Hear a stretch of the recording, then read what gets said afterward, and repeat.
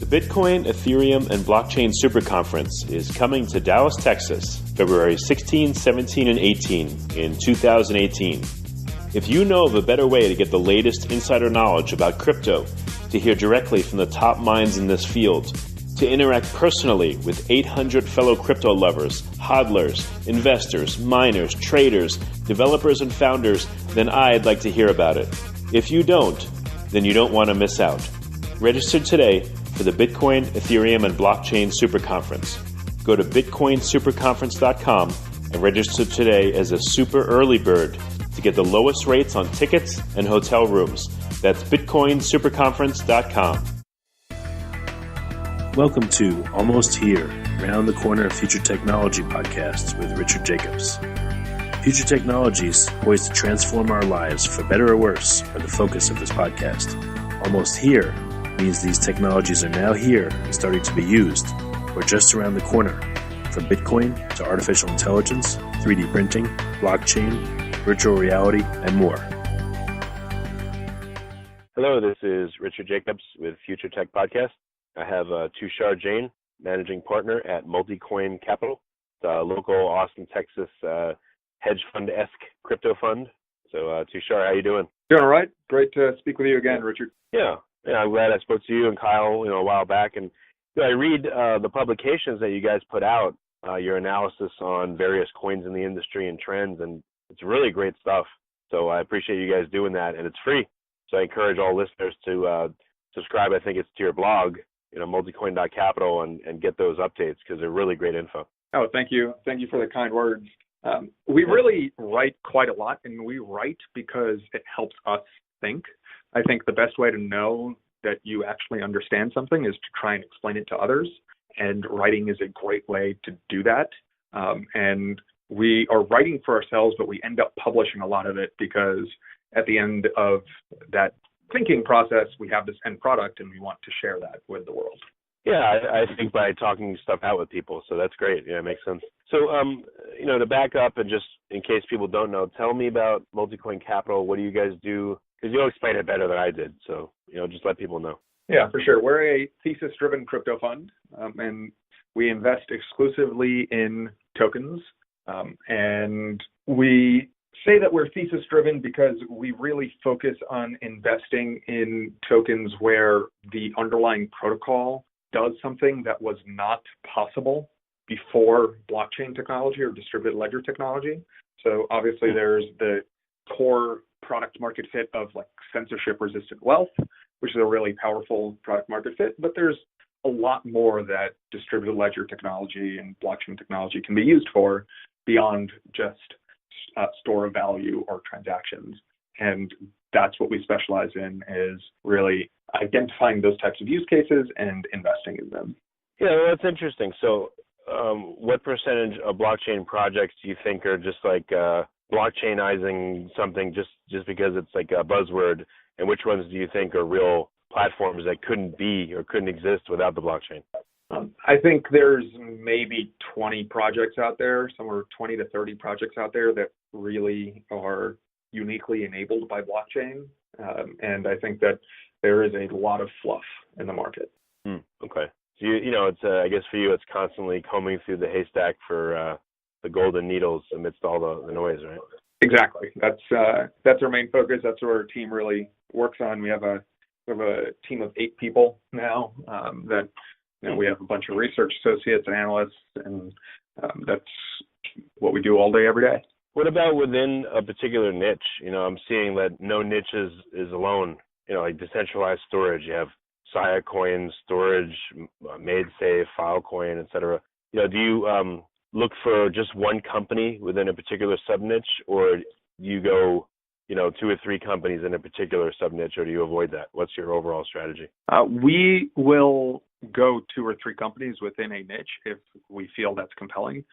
It's interesting that you bring up decentralized storage. We've actually published a paper on the state of decentralized storage. It's on our blog. So if anyone is interested, check it out. And it has our conclusions in there. But typically we will invest in only one asset within a niche.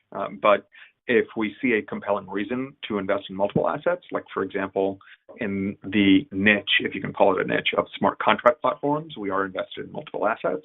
And that's because we see smart contract platforms as being an enormous market. And because we see it as being such a large market, we want to hedge our risk of picking the wrong asset. Obviously, it's Ethereum's game to lose right now, but I don't think that Ethereum is definitely going to win. I think that there is a non-zero probability that someone dethrones Ethereum, and so we want to have positions there. Yeah, for people that don't know, I mean, probably even I don't know. I know there's like the decentralized storage niche. There's privacy coins, Monero, Zcash, Deep Onion, stuff like that. What are maybe 7 or 8 different niches that you've identified that exist in crypto? So we said decentralized storage, smart contract platforms. Beyond that, decentralized exchanges is a really interesting niche. You already said privacy coins. We see financial engineering applications as being a really interesting niche as well. Or let me reclassify the word niche as a vertical or a thesis. Okay. I see beyond storage, compute is an interesting piece, whether that's something like TrueBit or Golem. I think that decentralized compute is a part of a broader decentralized cloud computing category that's enabled by blockchain. Beyond that, of course, we have the digital money use case or store value use case. I really think those are one and the same. So there's a handful of niches. I'm excited to see more emerge. One that we're really looking forward to are something in the insurance space would be really interesting. I haven't seen anything there yet. And there's a couple that don't necessarily fit into any vertical. I guess you could call proof of existence a vertical if you really wanted to, but really Factom is the de facto lead there, and it's the one that we have the most conviction around. So you can create a vertical for a particular asset, but I think they can also fall into this miscellaneous category. Okay. Yeah, it's I always wonder what it's like to be, well, I guess I am, but to be one of the people that has a top-down view of a lot of the things that are going on. I feel like I know, even though I've talked to hundreds of companies, I still only know a small piece. But you have like a completely different eye, and you see the market very differently than most people. What are some of the major dynamics you think that are going to play out in 2018, within a vertical or, as a whole? Like, let's say, the store of value, Bitcoin and Dash and Bitcoin Cash, and, what's going to happen there, and then maybe talk about a few other verticals and what you see. Yeah, for sure. I think there's themes that are going to play out in this market that are not specific to any vertical, but are more broad. And this is actually what I'm going to be speaking at the Bitcoin Superconference about, is what is really different about investing in crypto compared to investing in traditional venture or other asset classes that people like to compare investing in crypto to. And I think one of the themes that's really going to start playing out in 2018, and it might continue into 2019, is the fact that everything is open source. And that is one of the profound underpinnings or it's one of the foundational pieces of crypto, is that everything is open source. But this means that you can't look at the technology of a platform as a moat whatsoever. We're going to start seeing this with Ethereum, because you're seeing all of these new smart contract platforms with different consensus mechanisms launch that are still using the EVM. And so if you thought of the EVM as a moat because it's intriguing technology, and now you're actually going to get real case studies out there in production this year, where you're going to see that the EVM, the Ethereum virtual machine, is not a moat at all, because anyone can go and implement it. So we're going to see Cosmos release this year. We might see a couple of others. We're seeing that this lack of intellectual property means that you can't rely on that unique technology in order to make an investing decision. Another example of that is Vitalik recently promised to bring ZK snarks to Ethereum, and that is a huge implication for the value of Zcash as a standalone asset. So if you're looking at if you're looking at technology as a moat, then I think that that's something people will really start to learn in 2018. Very interesting. Okay. Yeah. I guess the question is kind of, I'm looking for the drama, but there's enough drama, but I guess I could ask it to you this way. So what are going to be some of the most dramatic things that you guess may happen this year, upsets or just craziness? Because that seems to be what always attracts people, unfortunately. I think we're going to see a major DApp or two leave Ethereum and move over to another smart contract platform. And I think the interoperability of these various smart contract platforms is going to enable that.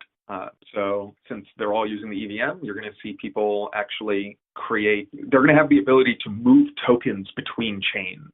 And so therefore you can port the actual smart contract over for the DApp, and you can port the tokens over. So you can basically port the ledger of who owns what tokens over, and even have the tokens exist on multiple smart contract platforms simultaneously in order to take advantage of the various trade-offs that they've chosen. So for example, let's say you have your DApp on the Ethereum system right now. You might end up actually having a version of it over on Cosmos because you want the higher throughput that Cosmos enables, considering they've chosen to centralize block production in exchange for having more throughput. And you might also have a version of your smart contract platform that runs on something like WAN chain because you want the ring signatures for privacy. So you're going to see DApp live across multiple smart contract platforms or move between smart contract platforms very smoothly in order to take advantage of the various features and trade-offs that each has chosen. Wow, that's crazy. I mean, I could see a smart contract that certain elements of it execute on Ethereum and other elements execute on Cosmos and others on another chain, all within one smart contract, right? Yes. And the beauty of this is that you can keep the token balances, or you can have one global ledger of token balances. I think the beauty of it is that you can have tokens transferring between those various chains. So therefore, if you already own tokens on the Ethereum chain, I don't think you should be worried that if that smart contract platform also exists on another chain, or that DApp exists on another smart contract platform, that you would lose your economic interest. Huh. So, I mean, I guess you would have a whole class of projects that would call themselves like chain agnostic. They can jump from, amidst X number of different chains to operate and function. I'm really excited to see that happen, and I think we're going to see the first examples of that in 2018. You know who it'll come from, or who's your guess? I don't have anyone that I can name right now. I do know of some people who are working on it and planning on it, but that information isn't public yet. That's some high-level sorcery there, but yeah, that's really interesting. Huh. Yeah, crazy. It's going to be really cool. I think something else that we're going to see this year along those same lines of, the market really, truly realizing the implications of open source technology is I think we're going to see more forks, but this time instead of like the Bitcoin forks that everyone is familiar with and really were the main narrative of the second half of last year, I think we're going to see people start forking dApps to remove the proprietary payment token. So all of it is open source, so you can literally go and take the smart contract that is the dApp and change the code in order to remove the proprietary payment token and just say pay in ETH or pay in whatever other asset you want, and release that out there and have all of the features without having this unnecessary payment token or this friction that represents. I don't even know the implications of that. That would take some thinking, but that's crazy. Wow. I was going to ask you, what do you think all this chain interoperability will do to the speculation value of various tokens? I like Ethereum and I think it's going to do really well, but now all of a sudden it's not the only game in town. Not only that, there's, like you said, smart contracts that can move between chains. What does that do to my mind as an investor? What do I invest in then? Everything? What do I do? What do you think the market's going to do in reaction to that? Well, that's a really deep question. There are a lot of implications of this. I think that the value of Ethereum is really being driven by the idea that Ether becomes money, becomes digital money. I think that money is an adjective, not a noun. And so Ether is more money than every other token out there, in my opinion, because it has tremendous volume and it has real utility in terms of paying gas for the various dApps that do live on the ecosystem. But I think that if you have dApps that live across multiple smart contract platforms and separate blockchains, then it reduces the moneyness of Ether potentially because its utility is lowered and the number of things that you can pay for using Ether is lowered. So I think that can have some effects on the market as well. So we'll see what the interoperability creates. I think there's two major things that we are considering right now. One is interoperability frees the dApp from the constraints of the platform on which it was built. So that means that it actually makes dApps more valuable from an investment perspective because you're not going to get someone creating the same product on another chain that beats you because of them just being built on a different platform. And that was a major risk when we invested in dApp last year and the year before was, well, someone can go and build the same dApp on another chain and maybe they win just because of the underlying chain. And now that seems far less likely because of the interoperability, which raises our conviction in investing in dApps because we just took a major risk off of the table. And I think that this also, like I just mentioned before, kind of reduces the value or the lock-in or the utility of the native token of the actual smart contract platforms because of the interoperability. So it moves value in that stack. And I think it actually causes more value to be captured at the app layer than at the protocol layer in some cases. Oy, this is like mind-bending. The more I learn about this stuff, the crazier it gets and the more intricate. So, very, very interesting. Let me pull back out of this. I want to focus more on, again, what you guys do. So I haven't even asked you, so for people that want to invest in crypto, maybe they don't want to choose coins themselves. They want to have a diversified portfolio according to your thesis. Tell me about what you offer to potential investors and what's your thesis and how you invest. So our thesis is really focused on, number one, identifying where blockchain technology or distributed ledger technology more broadly enables something that wasn't possible before. That helps us avoid a lot of the projects that are adding this technology to just get the buzzword, basically. And that is our first filter that we look at when considering a project is whether this is uniquely enabled by blockchain. Then after that, we really act a lot like venture capitalists in that we're looking at the go-to-market strategy, we're looking at the team, we're looking at the actual underlying technology in order to understand, is this investable based on a traditional venture capital kind of mindset? But then we add another layer on where we actually apply crypto-specific due diligence processes. So things like what I just mentioned about, well, everything is open source, so does this token really need to exist, or could I fork the token away?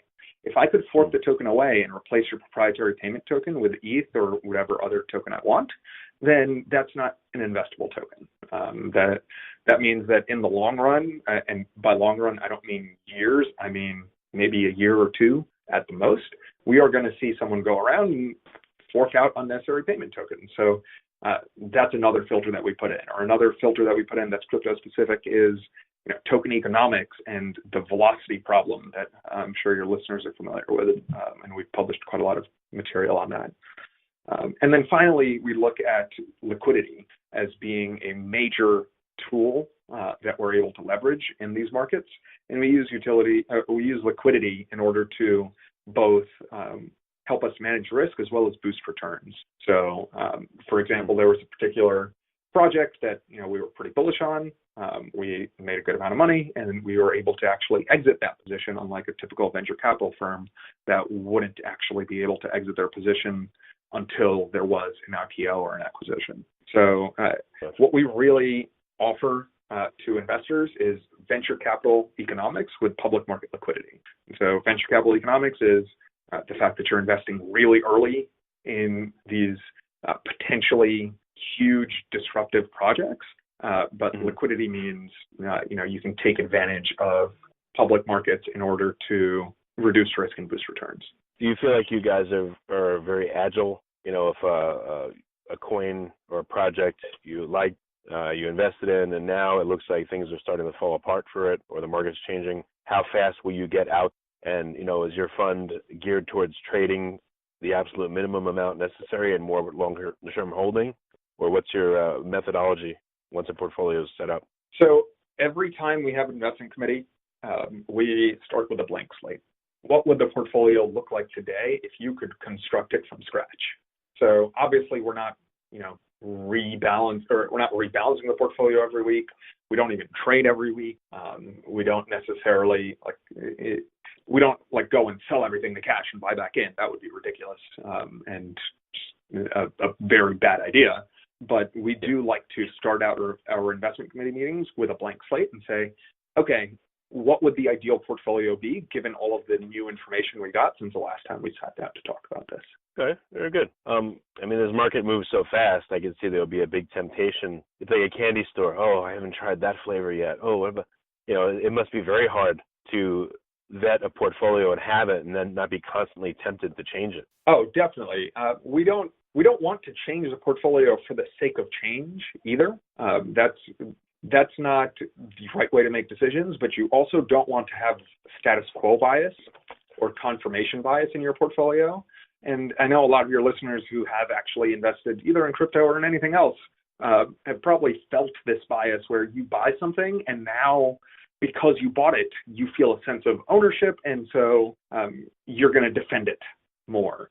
And you're going to look for what's good about it, and you're going to start ignoring some of the faults, right? Because the one simple thing changed is that you bought it, so now you identify with that project. And so our investment decision-making process is very explicitly designed to minimize bias. So we want to minimize that confirmation bias, or we want to minimize that status quo bias, but we also want to minimize, the bias for novelty and the bias for change. So that's really my primary responsibility within the firm, is organizing our culture and our decision-making processes to eliminate bias in our investment committee. One thing I want to bring up for listeners, I know we talked about it last time. What I thought was really impressive is that you guys went and built wallets for all the coins that you hold, so you could have some measure of cold storage essentially. And I thought that was awesome.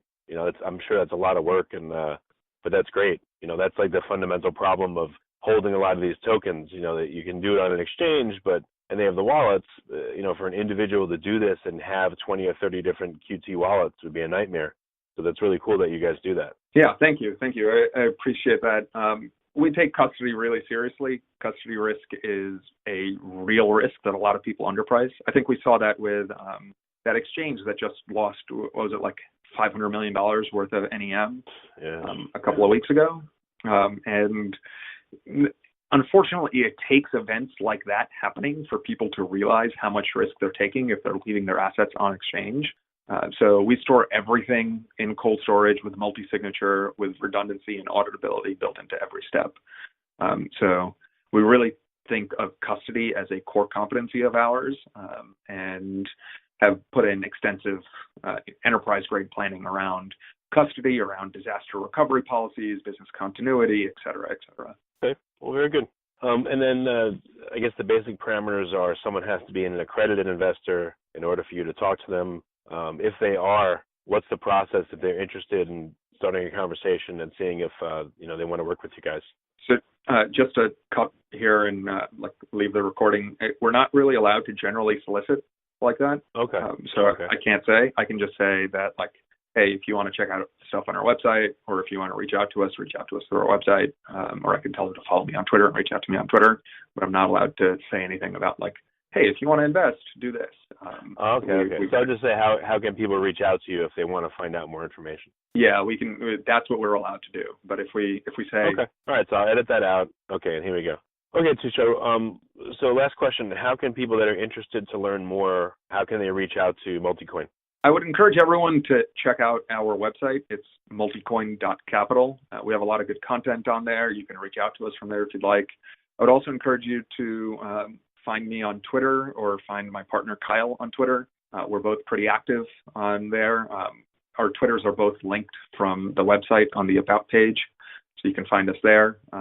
Twitter is definitely the best place to engage with us. If you have questions, we're very active. Okay, very good. And I could talk to you for hours more because you've got a wealth of information, but that's all the time we have. But I encourage listeners to, at least read the blog post that you guys are putting out, because again, you've got great info. It's not some Reddit, BAM junk. It's like really well thought out. So I appreciate what you guys do. Thanks, Richard, and thanks for having me on. The Bitcoin, Ethereum, and Blockchain Superconference is coming to Dallas, Texas, February 16, 17, and 18 in 2018. If you know of a better way to get the latest insider knowledge about crypto, to hear directly from the top minds in this field, to interact personally with 800 fellow crypto lovers, hodlers, investors, miners, traders, developers, and founders, then I'd like to hear about it. If you don't, then you don't want to miss out. Register today for the Bitcoin, Ethereum, and Blockchain Superconference. Go to bitcoinsuperconference.com and register today as a super early bird to get the lowest rates on tickets and hotel rooms. That's bitcoinsuperconference.com. You have been listening to Almost Here, Around the Corner Future Technology podcast with Richard Jacobs. Subscribe to this podcast, post a review to discover more future technologies that are poised to transform our lives for better or worse, such as Bitcoin, artificial intelligence, 3D printing, blockchain, virtual reality, and more.